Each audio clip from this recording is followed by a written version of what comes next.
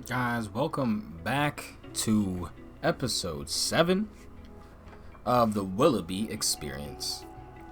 And just a precursor, this is going to be a lot of the finer details where the park is truly come together. We get the last restaurant of this first half, and I'm really liking this. I'm trying to find the right words exactly, but to put it in the simplest way, I'm really liking how the park is coming together.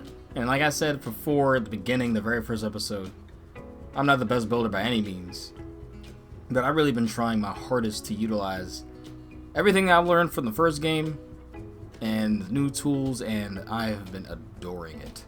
I know it feels like I'm repeating myself, but man, I cannot wait. I cannot fucking wait. So, over here now, we're really just doing AC ducts all around on the front here, just to add that minor detail. In a few coming episodes, probably the one right after this, we start doing the stations, and we do the backstage areas to finalize it. But a little bit here, I'm gonna see what it's like to have the park being ran, what that's gonna be up to. So definitely be on the lookout for that. Definitely give this a like. And subscribe to see what the park and what chaos we get into, what expansions we do, because the water park is definitely going to happen. It's going to be medium budget. It's going to be stylized for sure, but not heavy theming at all. So, and then this is really the first time I've started messing with AC ducts. And this is where you're starting to see a few things that I'm just going at it, just trying to see how good I can do.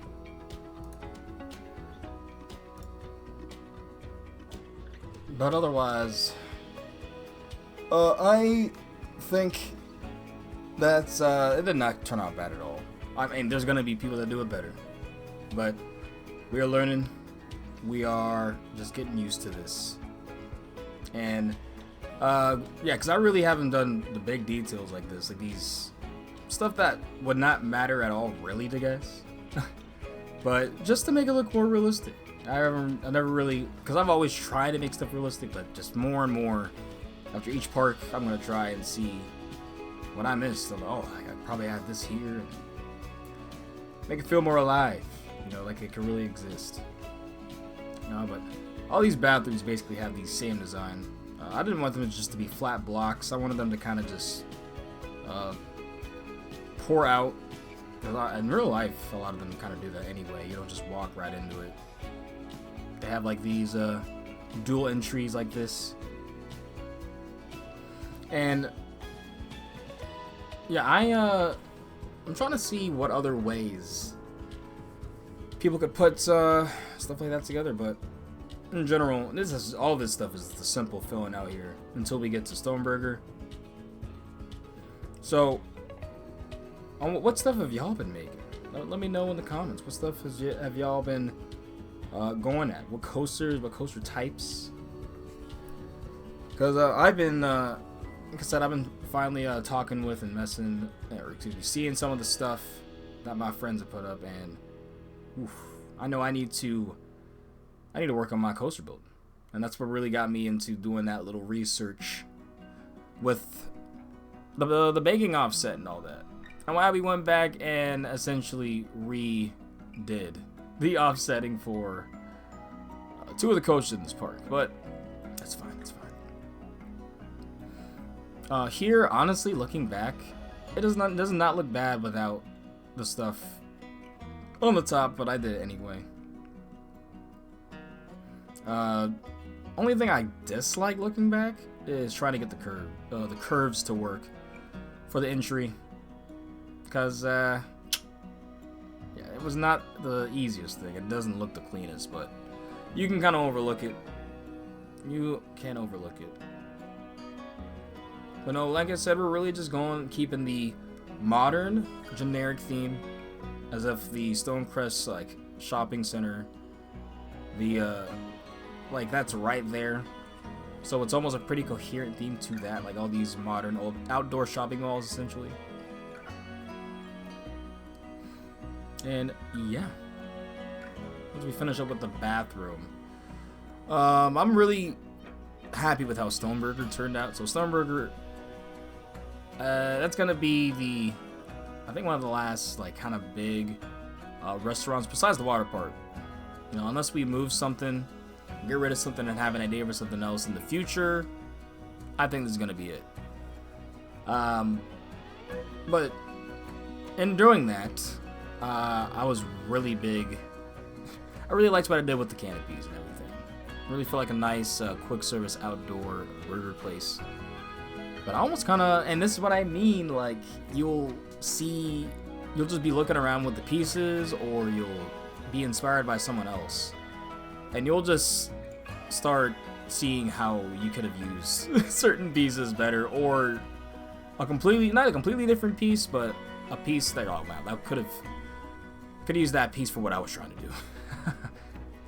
But I will be in the learning process for quite a bit. This game is, you know, you can jump into it and make whatever you want, obviously, but if you really want to make something that you want to make, you know, finding the right pieces and everything, it's going to take time. And really, finding the pieces is the thing a lot of experienced creators, I feel like, are struggling with. Because I'm like, if I'm struggling with it, and I'm hearing about it on their Let's Plays and or series, then yeah, I know I'm going to be struggling, because I'm no pro. And I'm just trying to make this is the most different building we're going for. It's going to be looking, I mean, it still would be in the marketplace, right? But that's what it is. It's more of a market, kind of a stone market type of building, where it's going to be like a brick oven pizza place that you can eat outside, and maybe go to after you've grabbed your libations at the watering hole just across from there. So that's really the idea I had going. And then I also found out that I don't know if I end up changing these, but they really do have the regular scalloped. You don't need to go with the super shiny, but I think I kept it because it doesn't look bad. But I think they do have essentially the same roofing type, but with nowhere near as bright and shiny. So that's what I mean. It's like there's a lot of difference, a lot of unique ways you can use the tools. I do think, why not just throw a lot of those different textures onto a lot of the roofs anyway? That would be pretty dope. But just going with a little bit of a market rustic feel. I did something like this in one of my parks, Planet Coaster 1. I actually really liked how that turned out. It was like basically you were walking through a market and there was a bunch of merch and food you could buy. It was a nice little respite from just the open adventure park. It was kind of closed in and a little bit claustrophobic. It got pretty crowded in there. It was kind of cool. It gave me some island vibes, like a bit of port entry, but nowhere near as open.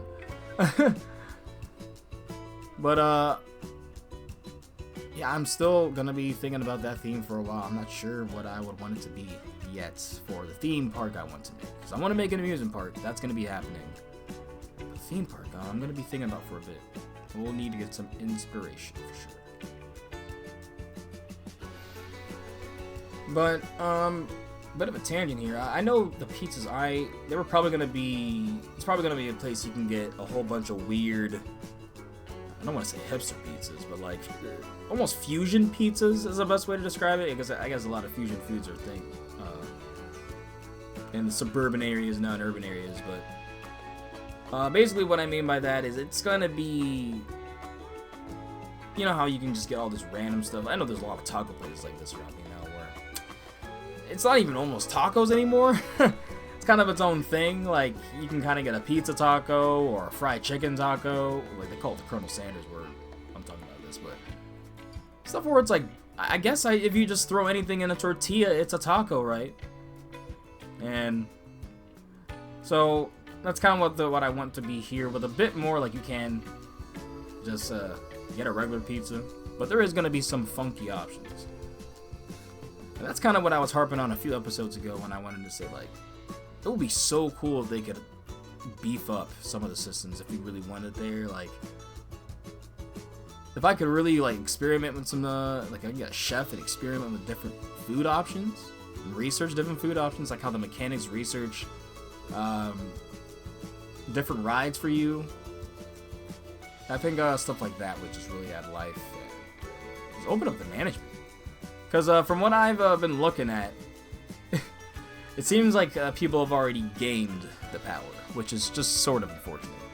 Because the power to me was really a big aspect of, oh, you know, like we can really have the mechanics doing something besides just walking around messing with the rides. Sometimes not even doing anything really. But it seems like, and shout out to Miss T-Rex. I know she has been putting up so many informative videos about this, helping even little old me with my struggle just to understand the game better. And yeah, she recently put out a video, a kind of a side video onto the power video she put up, basically saying you could just not use generators, and it might honestly be better if you are actually struggling with money and or potentially playing franchise mode, you know, to help out those profits. Competing against others, yeah, that might be the meta, we'll say right now. But really, so basically because of that, how it works is if you have, you know, the entrance tolls give power. So what I didn't realize is that they will give you essentially enough power, so you will have to put a lot, or if your park's really big, you might have to put like 3 toll booths, which in theory you can make work. Because for example, Cedar Point has like 3 entrances, so if you make a park of that size, you can make that work and it will not look wrong. But for most people, 1 toll booth is, in most parks, 1 toll booth is just normal, right? So to do that, it might not look the best, but it actually is the most efficient way for power. Now, what we don't know, there were some tidbits in the comments. It could have been a daily purchase, so essentially you're paying like $2,300 for the generator if you were to just buy it, but you're paying $460 for the tolls and power, the entrance tolls. What we don't know and what we didn't research is some people are thinking that the entrance tolls are by day. So you're getting paid $460 a day, whereas you're paying that $2,300 flat for the generators. And you are, yeah, so it's a weird thing. For me, I'm probably going to use generators most of the time because parks use generators. It's just realistic. So I'm just going to keep it that way for me. But for the people out there that want to game the game, you know, kind of be, you know, have things work out the best way possible in the sense of gaming the game, doing the meta, what works the best strategy, then yeah, it's out there for you. Just use the entrance tools.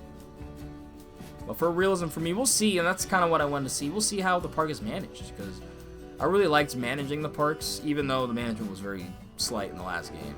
I really like doing that, just messing around with the pricing, trying to get the best profits. Now, because of how they didn't leave the park, it was kind of hard to have a regular theme park where you just have normal hours, you pay for a ticket, and you ride everything. You know, your ticket pays for everything in the park. It was kind of hard to have that actually work, so you kind of had to use sense of belief that they're not actually paying for the rides. But to make that park work, you would have to still have them pay for attractions. So I'm hoping with how they're forced out, and they kind of have a more, it seems like they have more AI logic around the park hours, about when people get there early and then do things and then leave, and then people getting there later, and there's a more later crowd, from what I've heard. Then yeah, that's gonna be more interesting to play with, especially when I know some people have been having issues with the power, so they just turn it off in general. It's like, screw this, I'm not even gonna mess with it. I get that, because it does seem a bit finicky, especially with like how the toll booths might just be able to just do everything for you. Unfortunately, hopefully they fix that, basically. Hopefully there is some meat added. And or just that has just changed a bit. I know that in the December update, they were already looking at making the generators cost less in terms of power, right? They're not going to be as power hungry. So, or I guess what I mean that is they're going to have more power for you to for the generator in general. So it's not gonna be an issue for as many people with losing power and things. But yeah, I just want to see the struggles. You know, I want to see. I'm gonna get to trying to scheduling them. Really, the main thing I want to do is make some zones so that Cosmic Cow is not just running around the park and staying in Cosmic Cow Land. Because it was already annoying me while building the park. I can't imagine while everything else is going on. It might not be as annoying with a full park, but just for a little bit of coherent theming. And I'm pretty sure that person would not be that gung-ho being in a hot suit in Atlanta, jumping around the whole park. Pretty sure they'd appreciate just being in one confined area of the park. Now, as we finalize here, we're just adding some parasols, which I end up adding over to Slushes and Spirits. I can't wait till I can show you all the fire pit, though. But this is probably where I went to go and go to the bathroom or something. As I am back right now. And we're just going to make our place. Now, I kind of do want to change the name. And that's what I mean that the hot dog spot was the last named area, you know, the named quick service, because, or excuse me, Planet Coaster theme quick service, because honestly, I think this would look better if this were like a brand of its own. But this is when I find out, I forgot actually, when you place something at the moment, it does not keep that color, so you got to duplicate that item. A bit frustrating, but it is what it is.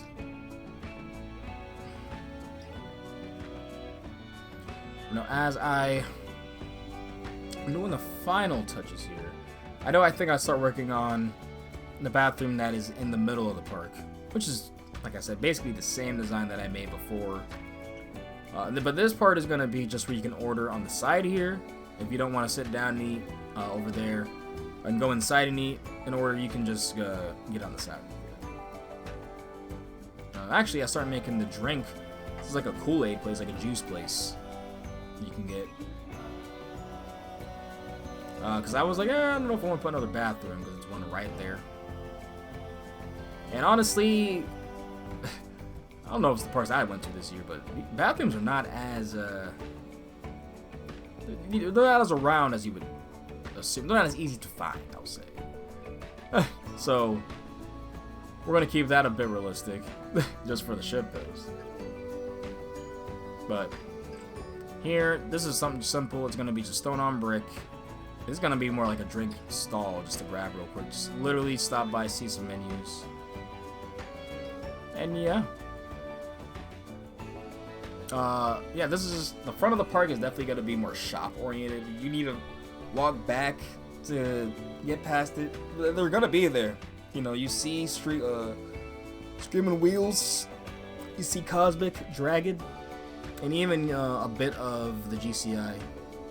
But I didn't want to build things too tall in this part, because considering there is residential within a mile, they probably would have some issues with a lot of loud noises if they weren't enthusiasts. Because I honestly feel like this would never happen, but you get a whole neighborhood of enthusiasts or people that are just used to the culture of amusement parks and the noise and what it brings in them. They're fine. They're fine with it. But I could be wrong. Maybe I'm missing something here. But yeah, maybe that noise might be too much. But yeah, because of that, I took it into account. Like, there probably wouldn't be too big of coasters to generate that noise and behind a lot of buildings, so it would help dampen it. Just pretty natural sound physics there.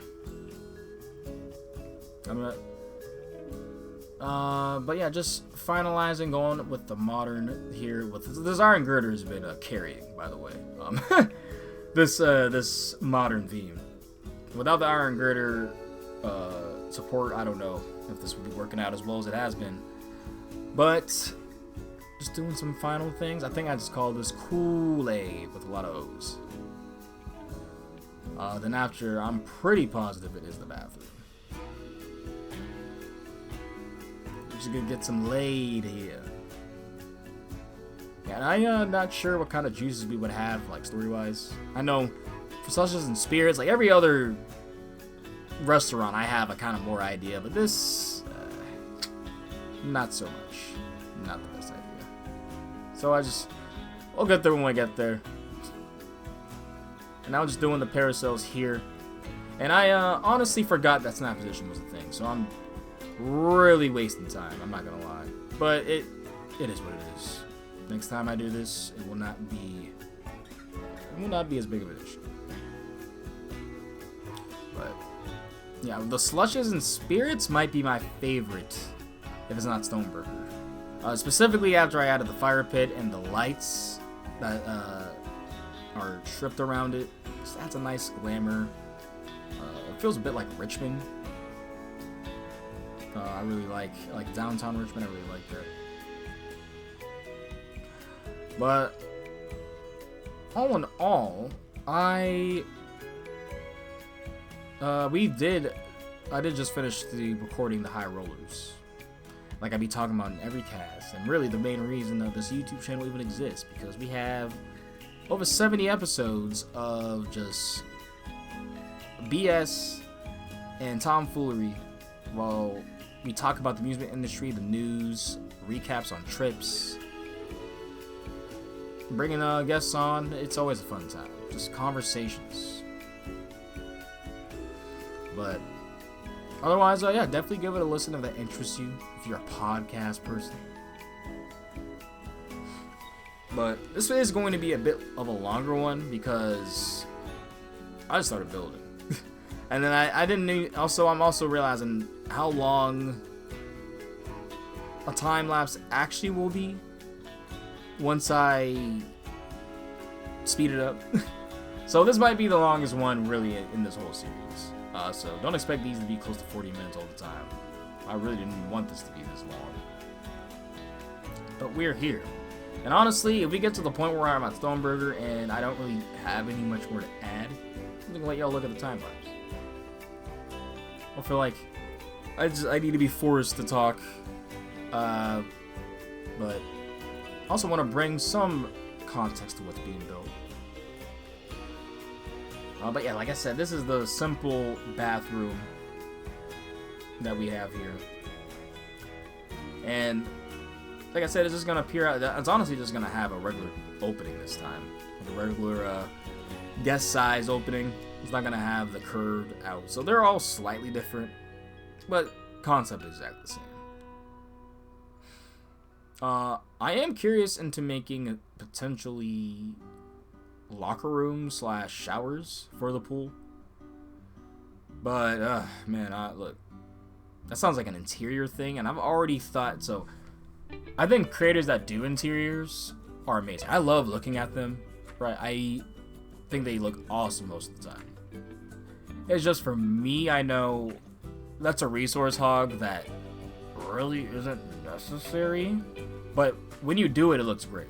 When creators find it, you know, it's worth it. It looks generally most of the time it looks good. It's so good. Yeah, for me, it was more so like in the last game. I'm basically deciding if I'm going to make an interior or taking away something else, like not using as much scenery somewhere else. And I really just wasn't a fan of that. I can just say, hey, look, they're going inside through the door. That's enough for me.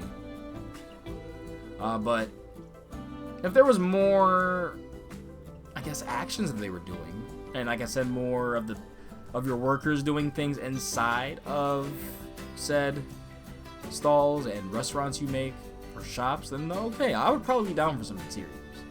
I would probably be down. One thing I still think I might do interiors for is gift shops, because like they would probably have like the one thing I don't do, and I probably am going to try to do with Willoughby World, because I need to walk guests out of rides into gift shops, because that's what happens in real life.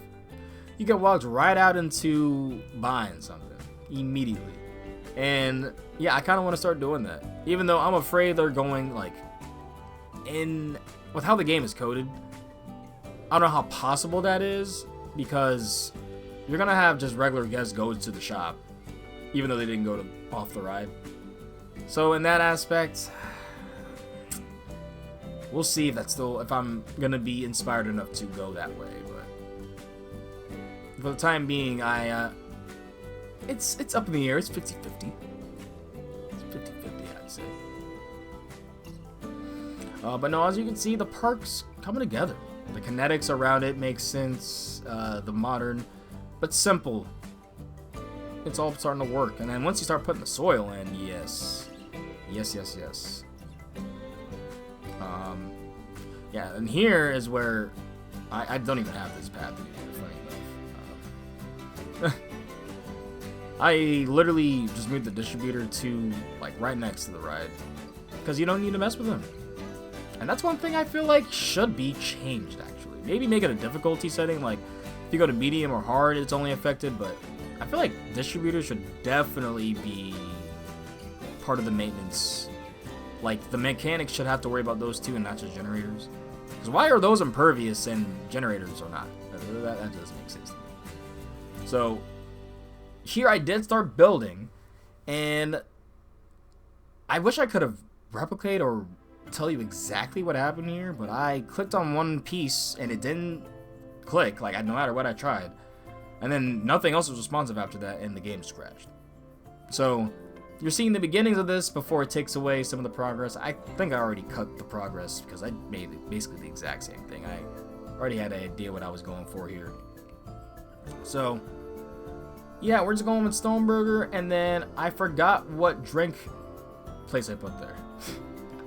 But it's food and drink, Stoneburger. It's going to be our char grilled burgers you're going to be able to get. And I'm just imagining people walking, like, because I still want this to kind of be like a place you could go into and you could get a pass, kind of like a fun spot or something. But you could just walk around this park if you really wanted to. And I kind of do want to keep that because I couldn't just imagine people just going here for certain food items or just to go to the bars. Yeah, that's kind of the vibe I want. Almost like an extension of the mall. Just a very fun one. Very fun extension. At least for enthusiasts, I mean, you got rides, you got coasters. Just imagining leaving from H&M or going shopping with your family, like, hey, why don't we just go hit the grocery store on Infinity Coast? It's just a cool thought. Very cool thought. Now, as I'm starting Stoneburger, I'm just trying to, this is the theme I wanted to use. So, I went with mythological, and I was thinking that, why not? A lot of these amusement parks kind of have a mix of themes anyway. And I was like, let's mess with a lot of the themes, because I think I messed with the Viking theme a good bit, specifically because of the wood, but also because Cosmic Dragon kind of forced my hand.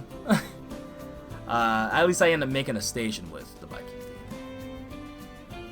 But we actually start making a chimney here to make it look like there's just like this big smoke fire. I think I honestly should have had that as well for the pizza one, but we're just gonna have it here.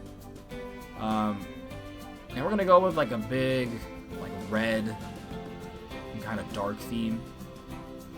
But mostly just to pull on to like they are working with fire, essentially, to make, like, literally these gods, these fire gods or whatever made this burger, and that's why it's so good, and they have brought their ways down, and we were able to harness that power to make it. When in reality, it's probably a 7.5 to 10 burger at best, but hopefully it's actually a good burger. Well, because it's in a park, like I said, it's technically a shopping center, outside mall, so maybe it's a good little place. But this is where I start beginning on the chimney, the smokestack, where all the fire will go out for the smoker for inside, so everyone's not dying from smoke, from too much smoke. That's not good. Yeah, But obviously this has no effect in game because we're using only art pieces. But like I said, it's just type of things we like to do. And I'm really trying to just get out of my box a bit more. And just be more than just boxes and spires to fill out and windows and doors. Like, I really want to make these buildings feel like they could be built in real life. So yeah, that's really what I'm trying to aim for, and hopefully y'all have been enjoying it. Yeah, so I know that first episode, I don't know what the algorithm hit, but I was not expecting that to last, and it definitely didn't. But for the people that have been sticking around, I really appreciate it. Yeah, we're just doing some final touches on Stoneburger. And then there was a bit more where I was messing around with some of the cues and everything.